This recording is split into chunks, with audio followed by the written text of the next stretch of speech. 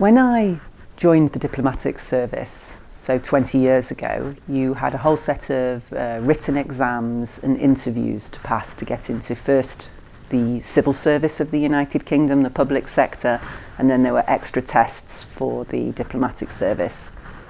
And in one of the interviews, I always remember the interviewer said to me, "And how will you feel working in an organisation where people will resent the fact that you're a bright young woman?"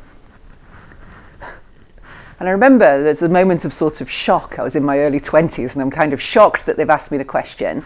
And then I said, well, what organisation would I work for? You know, where can I go that I'm not going to be a bright young woman? And it made me quite nervous before I started as to what it would be like.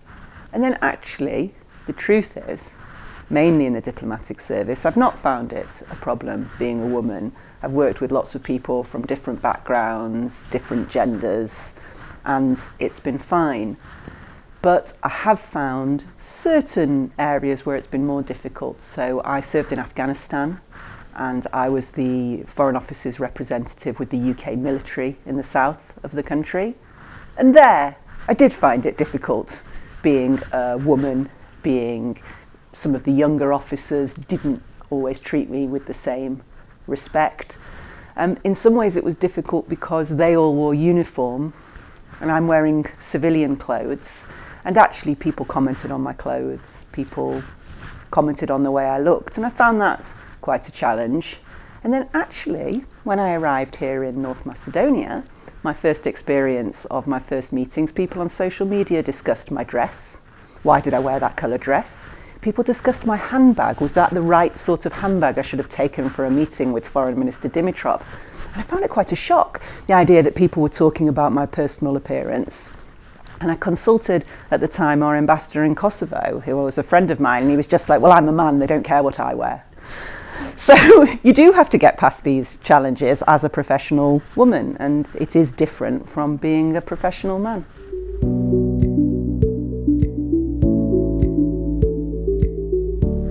So I think the first is you have to decide what is it that you want to achieve. What are the things that maybe you can see are difficult for you as a woman? And I think you have to accept you can't take on all of them. You can't do everything, you're not going to change everything. But to pick the things that really matter to you and think, who are your allies? Who are the other people who can help you? People who have already achieved it, women and men. People who want to achieve it, women and men. I think accepting that you might fail.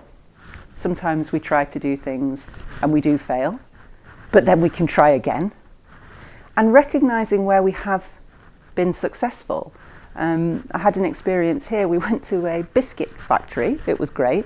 And the company just said, oh, I've never had a whole female delegation before, because it was me and it was my political officer and it was my press officer and it was my economic officer, who all happened to be women. And afterwards it was just taking note of that we should actually be proud of that success. It wasn't a deliberate decision, but we are all women and we have all had these successes.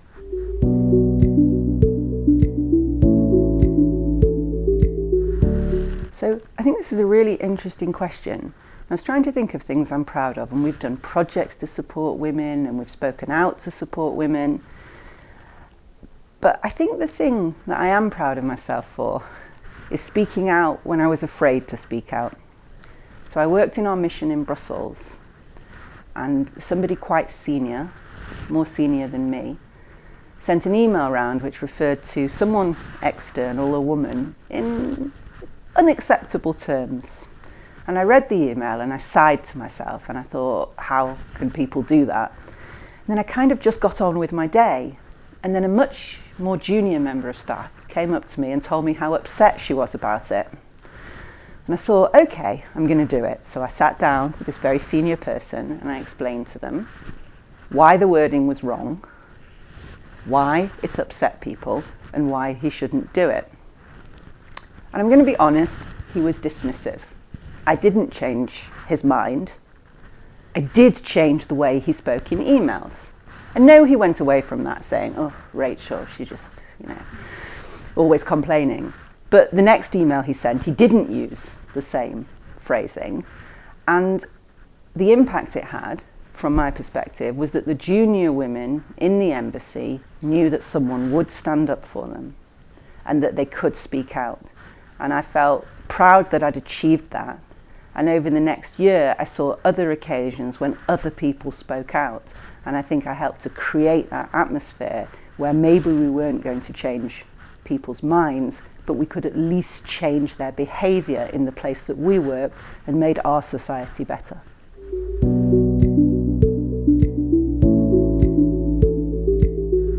So I think when you reach a point where you actually manage to have influence and power in a position, I actually think it's the same whatever position and whatever level, but you do have more impact the more senior you are.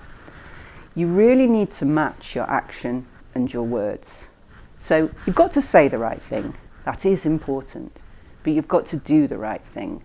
And I would give an example here of the political parties here in North Macedonia. Every single one of them says the right thing on gender. They all have the right messages in their manifesto, they give speeches, they turn up at events. And yet, how many women did they nominate for mayor? There are now 2 female mayors in the country. How many women are in the cabinet? There are political parties that have no female ministers. We're about to probably see some sort of a government reshuffle. Will there be more or less women after it? And we therefore, I see it as my job, is then to match my actions with my words. So when we had the local elections, straight after the elections, the first 2 people I saw were the 2 female mayors. And I will say to the government, it's not my job who you appoint, it's not my job how you make it. But look at the message you send in this country when you don't appoint women, when you don't nominate women. And another opportunity in this week with the Women in Action programme project we have with the 9 mayors in the Polog region, that will be one of the things I say. Where are the women around this table? What message are you sending the women who you represent, who voted for you? And that's how we should match our actions and our words.